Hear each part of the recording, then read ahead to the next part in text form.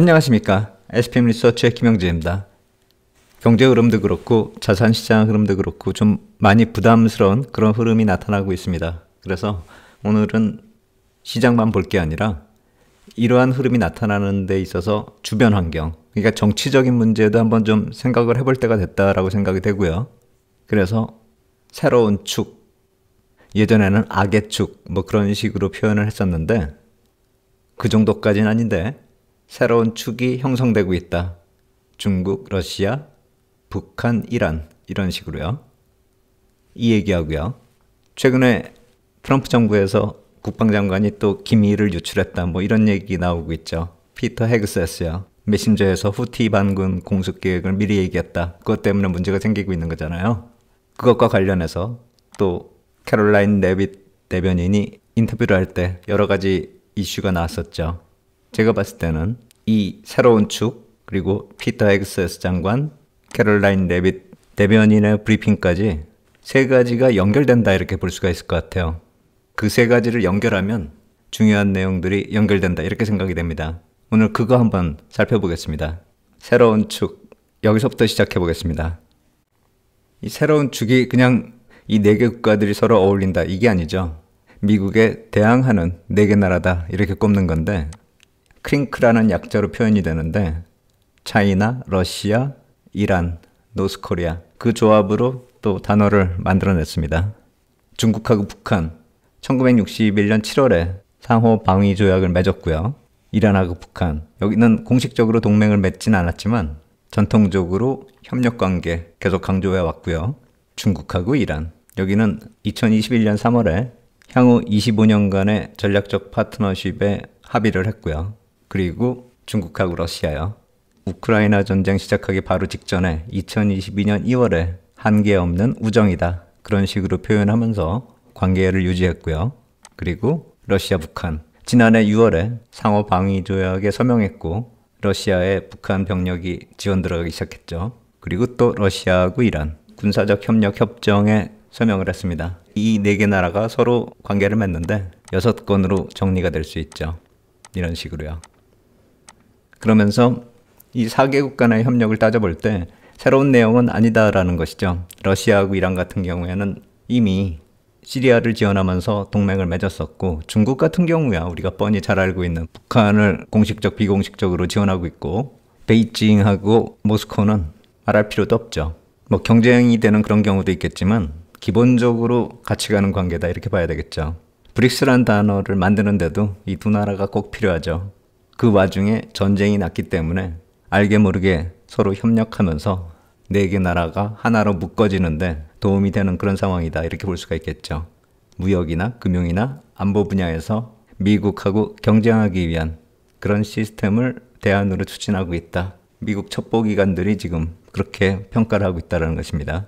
더군다나 러시아 같은 경우는 원자재가 많이 나오죠. 특히나 에너지 관련돼 가지고요. 가스도 그렇고 석유도 그렇고 그러다 보니까 이 모임의 중심이다 이렇게 볼 수가 있겠고요. 그리고 중국 같은 경우는 러시아의 무기를 만드는 데 있어서의 부품, 중요한 원자재들을 수출하고 있습니다.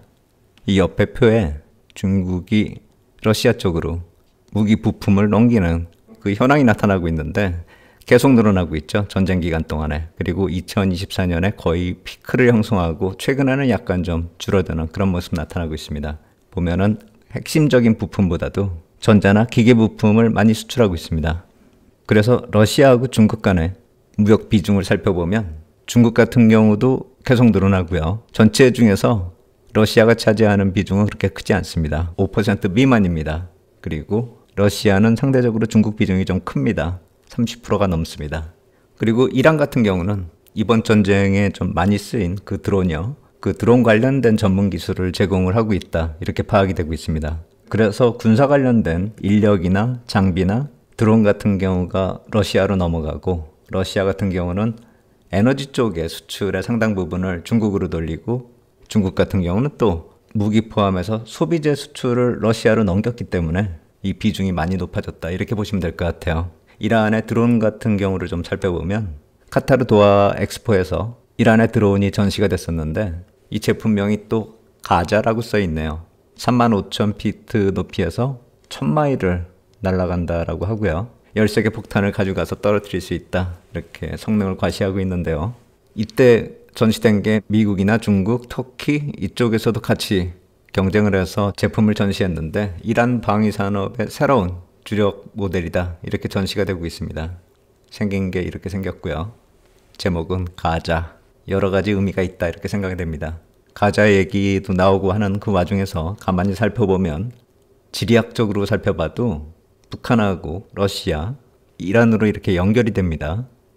물론 중국도 있죠. 가운데에 껴있는 그런 모습이고 극동에서 중동까지 이렇게 이어지는 그 모습인데 트럼프 대통령이 신경 쓰고 있는 북한, 러시아, 우크라이나, 중동 다 연결이 되는 그 대상들이라는 점이 공통점입니다. 지리상으로 따져보면 이쪽 북한에서부터 이렇게 중동까지 연결이 되는 것이고요. 헤그세스 장관이 이번에 거론됐었던 홍해에서 나타났었던 그 공격이요. 예멘이 여기 있죠. 그래서 저 새로운 축 4개 나라가 트럼프 대통령 취임하자마자 거론했었던 중점적으로 보고 있는 그 지역이란 점이 공통점입니다. 이쪽 홍해 쪽이 계속 문제가 되고 있는 게 항행의 자유, 뭐 이제 이런 얘기를 거론하고 있는데 한번 현황 한번 살펴보면은요. IMF에서 나온 자료 보면 이 수에즈 운하를 통과하는 그 배가 많이 줄어들었죠. 2023년까지 이런 시기였는데 2024년 이스라엘 쪽에서 문제가 생기면서 확 줄어들어 버렸죠. 그게 아직도 줄어든 채로 유지가 되고 있습니다. 수에즈 운하 반대편 쪽에 바델만데프도 마찬가지로 이렇게 줄어든 다음에 계속 그 상태가 유지되고 있습니다. 이쪽을 통과하던 배들이 남아공 케이프타운을 지나고 있죠. 이렇게 줄어든 게 이렇게 늘어나면서 반작용으로 늘어나고 있는데 그게 계속 유지가 되고 있는 것이죠. 그러니까 이쪽 수에즈 운하 이쪽하고요. 바벨만데프 이쪽 그리고 이게 이쪽 아래쪽으로 이 아프리카 아래쪽으로 내려가서 움직이고 있는 것이죠. 그러다 보니까 이쪽에 예멘 쪽으로 공습을 했던 것이고요. 그 공습 내용을 헤그세스 국방장관이 채팅에서 공유를 하면서 그 채팅에 트럼프 대통령의 반대쪽이라고 볼 수 있는 아틀랜틱 편집장 제프리 골드버그라고 하는데 이 사람이 그 채팅에도 포함돼서 그 내용들을 모두 봤고 이 사람을 초대한 게 국가안보보좌관 마이크 월츠라는 거죠. 그 채팅 모임에 CIA 국장도 있었고 국가정보국장도 있었고 중요한 사람들이 다 얘기하면서 공습 관련된 내용을 협의하는데 그걸 그대로 다 언론인이 보고서 문제를 삼은 것이죠. 언제, 어디를 어떤 항공기가 날아가서 어떻게 폭격할 것인가 그것에 대한 내용이 미리 공유됐다라는 것입니다. 이 홍해 쪽 얘기가 계속 나오다 보면 아까 드론 이름이 가자라고 그랬죠. 이스라엘이 여기 있고 가자가 여기 있고 이란은 여기 있고요. 그러니까 결국 전체적으로 놓고 보면 그림을 놓고 봤을 때 이쪽 북한으로부터 시작해서 러시아 거쳐서 이란 그리고 가자까지 이스라엘까지 포함되는 그 구도고 거기에 홍해가 있다 이렇게 보시면 되겠죠. 거기에 공습을 했는데 이번에 그게 이슈가 됐다라는 것이고 거기서 헤그세스 스캔들 관련한 브리핑을 하는데 제가 봤을 때는 후티 반군 공습 배경도 또 얘기를 했고 그 얘기를 하면서 유로존 국가들의 참여 의지가 없다라는 그 점에 대해서 부정적 인식이 얼마나 센가 그리고 왜 부정적으로 인식할 수밖에 없는가 그리고 또 이번이라고는 상관이 없지만 부정선거 이슈도 거론이 됐고 또 정부 관련된 가짜뉴스에 대한 반감도 그대로 나타나는 그 모습이었습니다.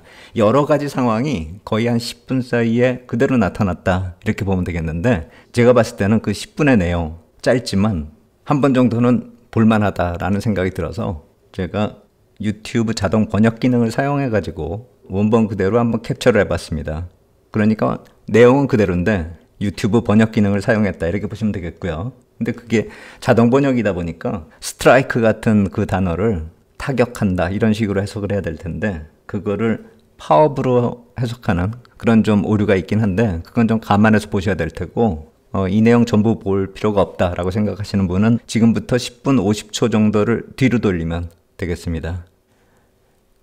fix up the foreign policy crises that the previous administration left for this team to inherit. So to be clear, we all in this room and around the country would agree that we're glad no American service members were harmed, and we're glad that the mission was a success. We'll stipulate that. But the president said that Pete Hegseth said none of this was classified. So given the president has seen it now, and given the president understands that significant military plans are deemed classified as secret, how does the president view none of this, which details times and weapons and more, as being not classified? I've already been asked and answered this question. The president's thoughts on this remain the same today as they were yesterday, On what basis, as I'm well as the Secretary of Defense. This question has been asked and answered. There was no classified material discussed. Jackie. On what basis I was asking? Go ahead, Jackie. Thank you, Caroline. So why aren't launch times on a mission strike classified? Again, I would defer you to the Secretary of Defense's statement he put out this morning. There were various reasons he listed, things that were not included in that messaging thread that were not classified. And again, going back to the American public, do you trust the Secretary of Defense, who was nominated for this role, voted by the United States Senate into this role, who has served in combat, honorably served our nation in uniform? Or do you trust Jeffrey Goldberg, who is a registered Democrat and an anti-Trump sensationalist reporter? This president and this national security team are putting our national security and the American people first. We are restoring American strength around the world, and the results of this operation speak for themselves. Putting aside Jeffrey Goldberg, though, just for for American service members who are going to have to carry out these missions in the future, what I guess the message that's coming from the response to all this that we're hearing is that nothing sensitive happened. And I guess the logical conclusion of that is that if these messages had gone out publicly prior to the launch, that wouldn't have been a risk to service members. I don't know that they're comfortable with that. So can you explain, had these messages been published, would the plans have moved forward? Would the launch have still taken off? What I can tell you is that the President, as the Commander-in-Chief of our United States Armed Forces, and Secretary Pete Hegseth, who is an incredible man and a warfighter himself, take the lives of our American service members with the utmost responsibility, and they would never do anything intentionally to put their lives at risk. And again, they are working hard on that every single day, and we are protecting our service members while also restoring peace throughout this globe. It's something the previous administration has not done. And I would just add one more point.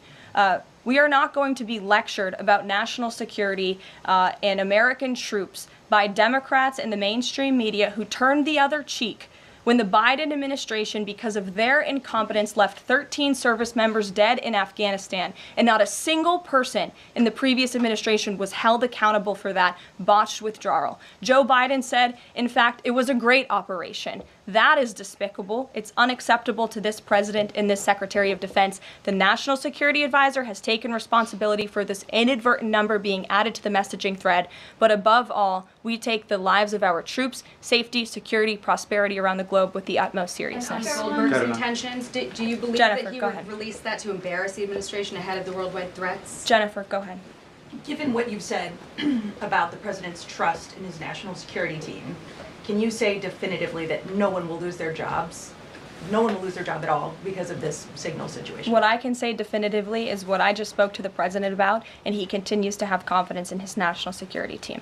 Caroline, Go ahead. One more, can I ask one more, Karen? On the targets in Yemen on March 15th, can you say were 100% of the targets that were planned for March 15th, were they all destroyed? Because that would be an indication if some of them were moved or they were not all hit, that maybe perhaps some of the enemies were able to get some of the information in that signal. What I can say about the operation is what the Department of Defense has put out there. I would refer to them for any further operational details. But there have been more than 100 strikes conducted against Houthi targets, and they have hit key Houthi leaders, air defense systems, command and control nodes, headquarters, weapons manufacturing and storage facilities. And these operations will continue until the freedom of navigation in our seas is restored and U.S. shipping can safely transmit without the fear of attack. And again, we believe that this has been a very successful operation thus far, and it will continue until this administration feels it no longer has to, and these terrorists have been taken out, which again is something the previous administration should have done, but they didn't, and now we've inherited this crisis. Stephen. Thank you, Caroline. I'd like to clarify something about the investigation and also ask about some conservative commentary. On the investigation, Mike Waltz said last night that he had spoken to Elon Musk about figuring out how Jeffrey Goldberg's number got in his phone. You mentioned the NSC and the White House counsel's office investigating. Can you just clarify who is investigating, who's leading that, and also Dave Portnoy, who endorsed President Trump, said today that he thinks that Mike Waltz should leave. Could you respond to that? Sure. Great respect for Dave Portnoy, but I just answered that previous question from Jennifer. As for your original question about who's looking into the messaging thread, the National Security Council, the White House counsel's office, and also, yes, Elon Musk's team. Elon Musk has offered to put his technical experts on this to figure out how this number was inadvertently added to the chat. Again, to take responsibility and ensure this can never happen again. Caroline, I have two questions. One on a follow-up on something you just said, but since we have these messages released and you said that the president has now personally reviewed them, at the chat at one point Pete Hegseth wrote 1415 strike drones on target, and in all caps he said, "This is when the first bombs will definitely drop."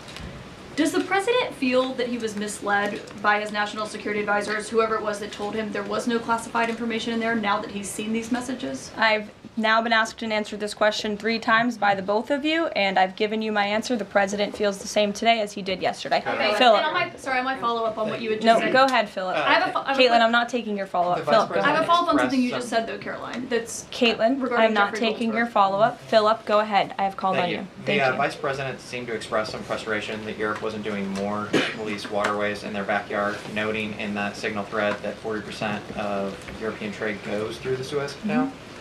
Does the President share that opinion and frustration? And then going forward, should the Europeans be responsible for policing that waterway? Well, the president was asked this question yesterday by the pool in the cabinet room, and he answered this question. He said yes, he believes that Europe has been, as the vice president put it, freeloading on the backs of American taxpayers and off the backs of the United States of America, and he wants to ensure that Europe pays their fair share. He's always been very honest and upfront about that, and I think the vice president shares those concerns with him as well. And then one more. Sure.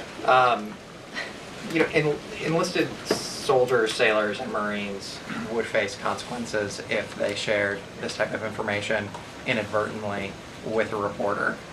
Can you tell us more why the president is so willing to give Mike Waltz a mulligan here? Again, I have now been asked and answered the same question using different language multiple times. If anybody has another question, there's a lot of different things going on in the world. We have tariffs possibly being implemented later today. The president is going to talk about that at 4 o'clock this afternoon. Sure, go ahead. Okay, thank you for taking my question. I wanted to first and foremost thank the administration for the election integrity executive order, because so many journalists for 4 years were banned from talking about this very subject. So thank you to the administration for that. My question is, yesterday President Trump, when signing the order, said that there is more to come when it comes to election integrity. Would that include same-day voting and hand-counted paper ballots? And why are Democrats so against election integrity measures like obviously proof of citizenship when it comes to voting in a United States election? Well, it's a very good question. You'll have to ask the Democrats why they're against so many common sense things, not just mandating voter ID. Why are they against men and women's sports? Why are they against deporting foreign terrorists from American soil who have been designated a foreign terrorist organization? I'm referring to Tren de Aragua. As for the election integrity executive order that the president signed yesterday, this is in an effort to restore trust in American elections. There were more than 10 steps taken, 10 executive actions taken throughout this one order. It directs the department, or the Attorney General rather, in Homeland Security to prevent non-citizens from any involvement in administering elections. There's also another host of actions. We can provide the fact sheet for you, but it's a very strong election integrity executive order, and the president would also like to see Congress do something about this very important issue as well. Sure, go ahead. Caroline, the Republicans and Democrats alike have been expressing some concern about the frequency with which senior Trump officials have been using the Signal app. has there been discussion, or will there be a review about how often they use Signal, and if you could explain to us how they might be considering other applications to get away from something like this happening again? Sure. Well, again, first of all, Signal has been an approved app for government use. It's an encrypted app, and as I said, it's the most safe and efficient way of communicating, especially when people can't be in a skiff or inside a room physically together. I think, as the president said yesterday, he wishes that everybody could be in the room, and it's our goal to ensure that everybody can be. But again, no classified information was discussed in this chat, and any time classified information is discussed amongst high-level officials across this administration, secure lines of communication are used, including, by the way, our special envoy, Steve Witkoff, who I understand the Wall Street Journal erroneously reported that he was on this Signal chat on a personal device while in Moscow. That is absolutely false. Steve Witkoff did not have his personal device, nor did he have his government device with him. He was given a classified, protected server by the United States government, and he was very careful about his communications when he was in Russia. So rest assured to the American public, this administration is taking every precaution when it comes to protecting our national security. And that's why the American people re-elected this president, because they know that our national security is in good hands with the President of the United States. 내용들을 보셨을 때 느낌들은 다 틀리실 거다 이렇게 생각이 되는데 제가 봤을 때는 좀 의미가 있는 그런 내용들이 아닌가 그렇게 생각이 되고요. 다시 새로운 축 얘기, 이제 경제 쪽으로 한번 살펴보도록 하겠습니다. 러시아가 석유를 수출하는데 국가별로 그 비중을 살펴보면 중국 비중이 많이 늘어났죠. 계속 늘어나고 있습니다. 그리고 우크라이나 전쟁에서 유럽 쪽에서 수입을 안 하니까 그게 인도, 터키가 좀 비중이 많이 늘어났고요. 중국이 석유 수입을 할 때 국가별로 이렇게 비중을 따져보면 러시아하고 이란이 이렇게 차지를 하고 있습니다. 러시아하고 중동 쪽이 거의 절반을 차지하고 있습니다. 그리고 GDP 따져봤을 때 중국이 상당히 크죠. 경제력을 따져보면 압도적으로 크고 러시아가 중국의 한 8분의 1 정도, 이란이 또 러시아의 한 5분의 1 정도, 북한 같은 경우는 요만하다라고 보시면 되겠습니다. 경제로 비교할 수 있는 그 차원은 아닌 것 같고요. 중국하고 북한 무역 규모가 상당히 많이 늘어나고 있죠. UN 제재 뭐 이런 거하고 전혀 상관이 없는 그 흐름이다 이렇게 볼 수가 있겠고요. 중요한 건 이 나라들이 이렇게 경제가 좀 가까워졌지 않습니까? 그렇다면 중국하고 러시아 같은 경우에는 수출입을 할 때 쓰는 통화가 미국 달러나 유로의 비중이 확 낮아졌다라는 겁니다. 러시아 루블이 확 늘어났고요. 중국 위안화가 이렇게 늘어나고요. 그러니까 러시아 같은 경우 수입할 때 러시아 루블이 예전에 20-30% 정도였었던 게 거의 50%까지 늘어났고, 위안화 같은 경우는 2022년만 해도 미미한 수준이었는데 이제 20%가 넘어서고 있고요. 한때는 40%까지 갔습니다. 그리고 러시아가 수출할 때 그때도 마찬가지로 비중이 많이 늘어났죠. 러시아 루블하고 중국 위안화하고요. 그러니까 전쟁이 만든 결과가 달러를 피하게 되고 최소한 이 두 나라 간의 무역에서는 서로의 통화를 인정하고 있는 것이죠. 그러면서 각각 자국 통화의 영향력을 높이려는 그런 생각, 욕심을 가지고 있다는 것입니다. 그렇다면 트럼프 대통령 같은 경우는 불쾌할 수밖에 없을 거다라는 생각이 듭니다. 그래서 브릭스에 대한 제재도 하겠다 그렇게 얘기를 했던 것이고, 만약에 달러를 안 쓰면 그 대가를 치르게 된다라는 그런 얘기까지 한 것이죠. 그리고 이 새로운 축이요, 이 네 개 나라요, 러시아도 친한 척하고 북한도 친한 척하고, 일단 이 두 나라에 대해서는 좀 약간 겉으로는 좀 우호적으로 보이는 듯한 그런 제스처를 취하고 있죠. 그리고 중국 쪽에 대한 제재도 그렇게 크지 않습니다. 이란 쪽이 약간 좀 강하게 들어가고 있는 그런 느낌이고요. 각각이 좀 차별적인 그런 대응을 하고 있다 이렇게 볼 수가 있겠는데, 결국 그렇게 된다면은 이 체제를 붕괴시킬 수 있는 그 시작점이다 이렇게 볼 수가 있겠죠. 그리고 우크라이나 전쟁이 끝난다면 이러한 관계가 계속 유지될 수 있을지 그거 한번 좀 생각을 해봐야죠. 전쟁 때문에 이러한 모습이 나타나고 있다. 미국이 고립을 시켰기 때문에 나타나는 모습이다. 이렇게 해석이 가능하죠. 그렇다면 전쟁이 끝난다면 얘기가 많이 틀려질 수가 있죠. 전쟁이 안 끝난다 하더라도 기축통화 문제는 또 다른 문제입니다. 저렇게 뭉치고 있지만 전 세계적으로 따져봤을 때 아직도 결제통화의 50%는 US 달러가 차지하고 있습니다. 많이 낮아졌었는데 트럼프 대통령이 들어서면서 이렇게 크게 끌어올렸습니다. 트럼프 대통령이 과연 뭘 하고 있는지가 드러나는 것이죠. 2024년하고 그 결제 비중을 통화별로 이렇게 따져봤을 때 달러가 많이 올라갔고요. 유로가 좀 떨어지고 파운드도 약간 떨어지고 중국 위안화도 줄어들었습니다. 트럼프 대통령 1기 때 달러가 이렇게 올라갔습니다. 2017년부터 2021년까지 밴드가 달러 인덱스 기준으로 88에서 103레벨을 움직였는데 지금 103레벨까지 내려온 상태죠. 여기서 좀 더 양보할 수 있을지 그것도 의문이고요. 러시아 전쟁이 났을 때 레벨이 96레벨입니다. 러시아 쪽 인정해주고 러시아 통화가 만약에 강세가 된다라고 한다면 그리고 다른 나라 통화도 좀 강세 기조를 띈다라고 했을 때 여기까지 내려올 수도 있겠죠. 하지만 그 폭이 그렇게 커 보이지 않습니다. 올해 최고치에서 내려온 정도 폭, 그 정도 양보해 줄 수도 있을 거다라는 생각이 들고 그게 트럼프 1기 때 움직였었던 그 레벨 사이에서 움직이고 있다. 최저점하고는 아직도 멀다 이렇게 볼 수가 있는 것이고 그렇다면 달러 가치를 추락시킨다 이렇게 보기보다는 달러 인덱스가 너무 강한 걸 피하고 결제 통화로서의 지위, 기축 통화는 그대로 유지할 수 있다 이렇게 볼 수가 있는 것이죠. 유로존에 대해서 불만을 계속 얘기할 수도 있다라고 생각이 됩니다. 왜냐하면 같이 이렇게 결제 통화로서 달러하고 같이 유로가 러시아나 중국 간의 교역에 있어서 이렇게 결제 통화로서의 지위가 약화되고 있는데 왜 미국 혼자 작전을 하고 부담을 다 져야 되느냐 그런 불만이 나올 수가 있죠. 그 관점 조금 이따 다시 말씀드리고요. 그렇다면 러시아가 전쟁을 관두는 게 과연 쉬울까? 그것도 한번 좀 생각해 봐야죠.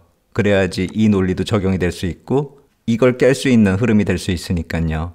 그런데 러시아 경제는 이미 전쟁에 많이 익숙한 형태로 진행이 되고 있다는 것이죠. 평화가 오히려 크렘린에게 경제적 위험이다 이런 식으로 표현이 되고 있습니다. 작년에 경제 성장의 최소 40%가 전쟁 관련 생산으로 이루어졌다는 것이고요. 그런 생산이 서민들에게, 국민들에게 전달이 돼서 무슨 소비가 증가가 되거나 그런 파급 효과가 이런 성장에 기여를 하지 못했다는 것이죠. 그러니까 전쟁만으로 만들어진 그 성장이라는 것입니다. 전쟁 관련해서 군인 가족에게 뭐 보상을 하거나 하는 그런 지출, 그래봐야 가난한 지역의 일부 재산이 증가하는 그 정도였고 이러한 산업 생산에 있어서는 거의 대부분이 전쟁 관련된 그 성장이라는 것입니다. 그래서 만약에 이 전쟁이 중단이 되면 다시 과거로 돌아갈 수가 있다는 것이고 그나마 이 성장에 조금 차지하고 있는 조금 늘어난 국내 소비마저도 타격을 입게 된다는 것입니다. 그래서 만약에 전쟁을 중단하면 어떻게 이 전시 경제에서 민간 경제로 전환할 수 있는가 그러한 선택과 계획을 푸틴이 결정해야 되기 때문에 쉽지 않을 것이다. 그 얘기를 하는 것입니다. 그러다 보니까 트럼프 대통령의 계획이 단기간으로 마무리될 수 있는 게 아니라 관세도 그렇고 군사작전도 그렇고 중장기적으로 계속될 수밖에 없다는 것이고 최소한 관세를 통해서 재원을 확보하고 또 군사작전으로 인해서 새로운 축을 깨야 되고 우크라이나 통해 가지고 전쟁을 끝내야 된다는 것이죠. 이게 다 연관이 된다는 것입니다. 그리고 그러한 이슈들이 궁극적으로 부채 문제로 들어갑니다. 작년에 국방비로 미국이 1조 1,070억 달러를 지출했다라고 하죠. 자유의 여신상을 이렇게 군함이 지나가는 이 모습 인상적이죠. 프랑스의 어떤 정치인이 이거 돌려달라고 또 얘기를 했었죠. 오늘 말씀드린 이 새로운 축 그리고 지역적 동향 결제 통화의 변화 이런 걸 생각해 보면 이거 돌려달라고 할 때인지 그건 한번 좀 생각을 해봐야 되고 과연 유로존에서 어떻게 스탠스를 취해야 되는지 그거 객관적으로 좀 바라볼 수 있는 기회가 되는 게 아닌가 저는 그렇게 생각이 됩니다. 그 이유, 궁극적인 이유 지금부터 말씀드릴게요. 국방비로 이렇게 지출을 했는데 예전에 아담 퍼거슨이란 사람이요. 1700년대 사람인데 이 부채하고 국방비하고의 관계를 계속 그동안에 흥망성쇠를 거듭했었던 제국들이 과연 어떤 형식으로 지출하고 어느 정도 비중을 유지했는지 그걸 따져봤다라는 것입니다. 그 결론이 국방비보다 부채 상환에 더 많이 돈을 쓰게 되면은 그 강대국은 그 위치를 잃을 수밖에 없다라는 그 결론입니다. 결국 이게 뭘 뜻하냐면은 국방비하고요. 이자 비용이 있잖아요. 지금 이건 미국입니다. 국방비보다 재정 지출로 인한 이자가 더 커지게 되면 그 나라 망한다라는 것입니다. 그런데 작년 미국의 국방비가 1조 1,070억 달러였고요. 이자 지출이 1조 1,240억 달러였습니다. 이미 넘어섰다라는 것이죠. 2024년에 나라가 망한다라는 그 징조가 나타나고 있다는 겁니다. 지출을 줄일 수밖에 없죠. 의회 예산국도 마찬가지로 수치를 뽑고 있는데 GDP의 2.9% 정도 국방비 지출을 했고 이자 지급액이 3.1%로 더 커졌다라고 집계하고 있습니다. 그렇게 되면 향후에 이자 비용 계속 올라갈 텐데 그렇다 해서 국방비를 계속 끌어올릴 수 있을까요? 이걸 올리는 게 아니라 이걸 낮춰야죠. 국방비는 지금 다른 나라 쪽으로 떠넘기고 있잖아요. 물론 GDP가 계속 증가할 테니까 이게 멈춰 있어도 좀 내려가더라도 전체 비용은 올라갈 수가 있을 것입니다. 그런데 이자 비용이 이렇게 증가하는 것, 이거는 이제 지켜볼 수 있는 단계를 넘어섰다라는 것이죠.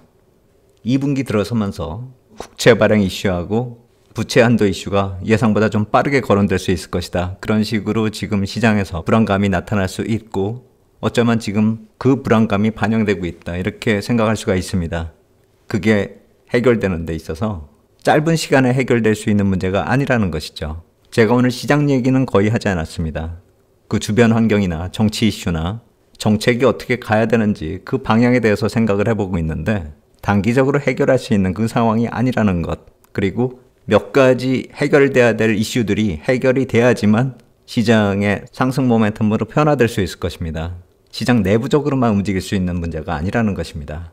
그래서 이 문제들을 모두 다 관통하고 있는 새로운 축, 국방, 그리고 이분이 거론한 여러 가지 이슈들, 이 점들을 우리가 좀 생각해보고 그 이슈들이 향후에 어떻게 변화되는지 그 점을 주목하면서 시장을 볼 필요가 있다. 이렇게 생각이 됩니다. 지금 시장의 반전을 얘기하는 그런 것은 내렸기 때문에 올라갈 수 있다. 이런 단순한 논리로 생각을 해볼 수 있는데 그건 상승 논리가 아니라 반등 논리죠. 시장의 흐름은 좀 더 명확하게 파악할 필요가 있다. 이렇게 생각이 듭니다. 시황 관련해서 이번 주도 화요일, 목요일 다시 또 동영상으로 찾아뵙도록 하겠습니다. 오늘 여기까지 하도록 하겠습니다. 감사합니다.